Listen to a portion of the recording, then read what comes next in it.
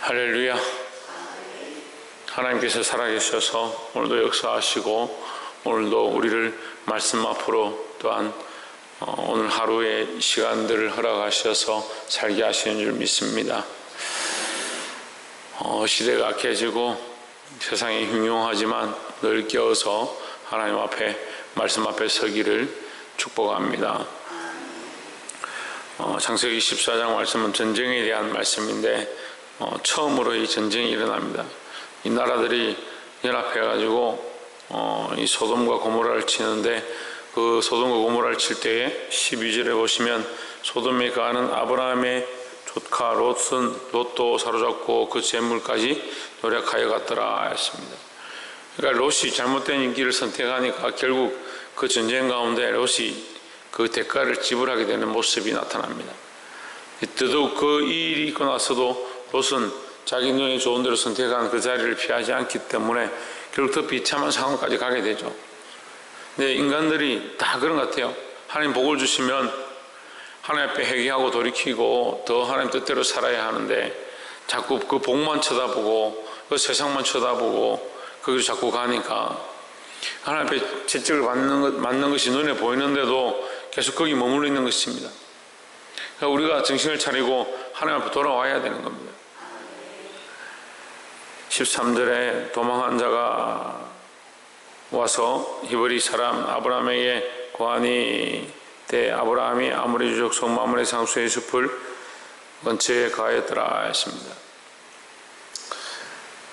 자, 이 롯이 잡혀간 사실을 그 도망한 사람이 와서 이 아브라함에게 일러줍니다.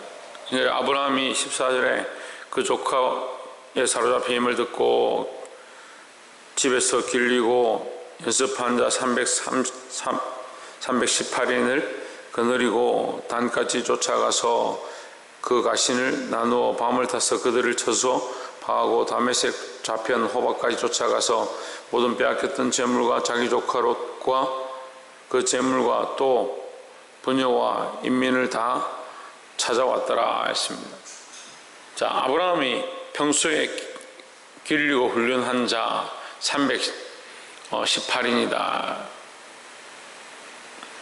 자, 우리가 범사에 어떻게 해야 되느냐?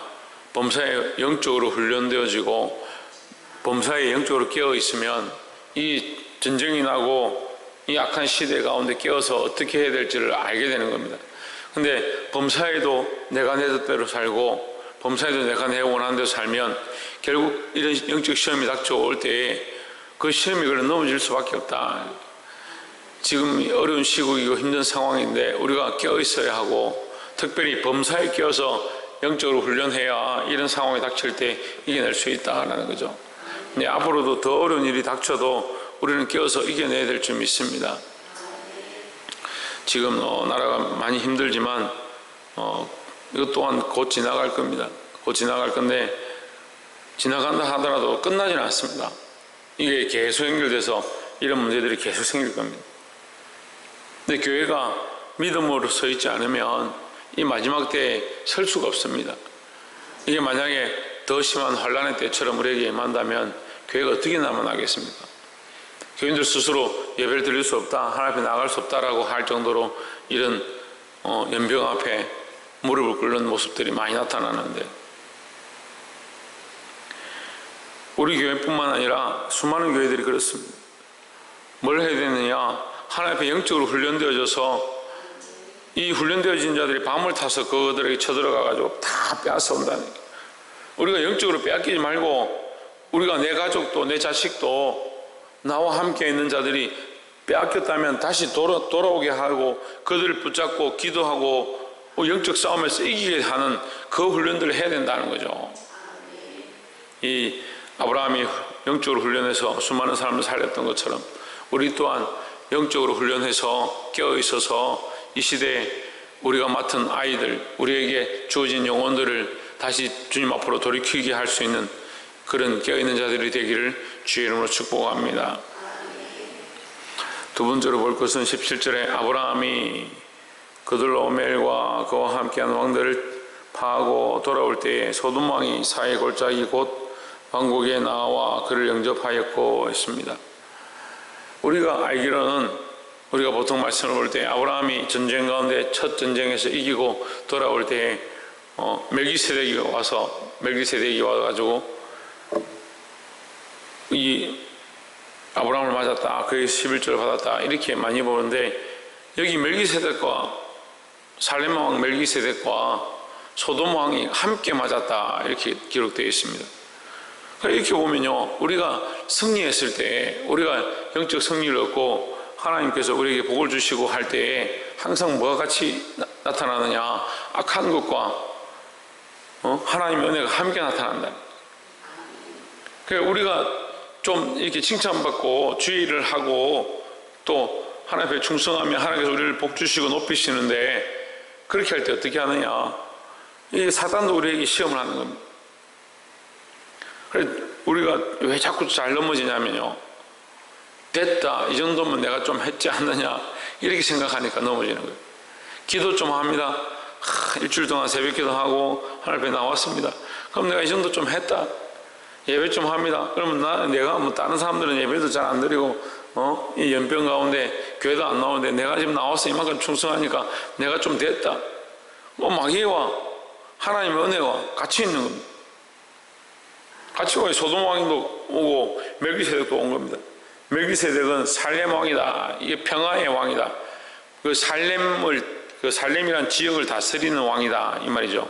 그 살렘은 예루살렘에서 말하는 것처럼 평화의 땅이다.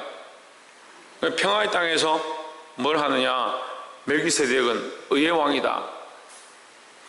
평화의 땅에서 의로 통치하는 왕이다 이 말이죠. 그 의미가 뭐예요? 예수 그리스도의 모양이죠.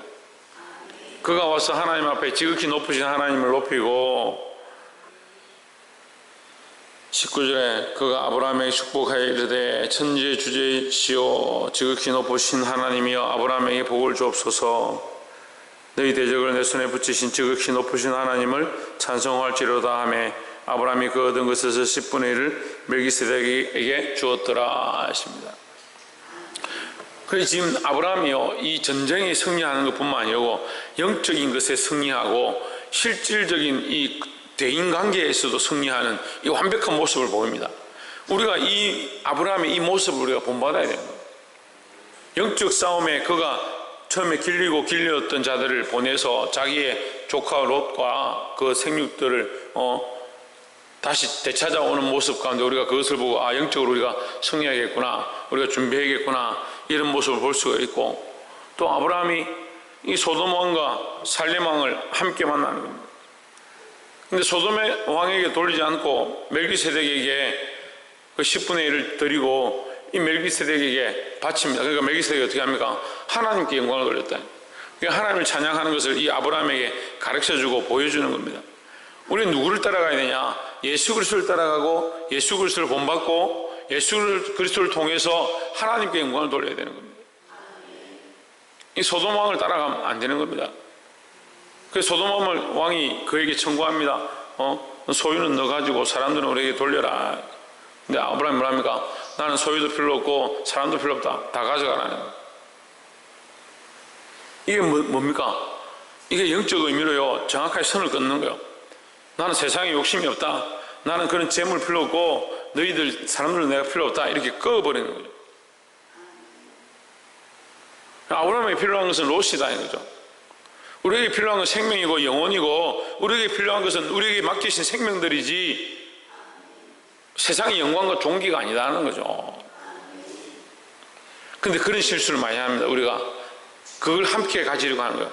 우리가 봉사하고 헌신하고 생명들 살리는데 무릎 꿇고 새벽기도 하고 그 아이들을 붙잡고 했으니까, 충성 봉사했으니까 내가 칭찬도 받고 영광도 얻고 좀 하나님 축복하시는 재물도 좀 얻으면 좋지 않겠냐? 좋죠. 그게 없어야 된다는 말이 아니고 그게 목적이 되면 안 된다라는 거죠. 이게 어렵습니다. 근데 아브라함이 충분히 자기가 오히려 더 큰 소리 칠 수 있죠. 지금 소돔 왕은 패해서 전쟁이 져가지고 다 빼앗기고 아무것도 없는데 아브라함이 너 조용히 해, 그냥 가, 아니면 너 들어와서 내 종이 되라.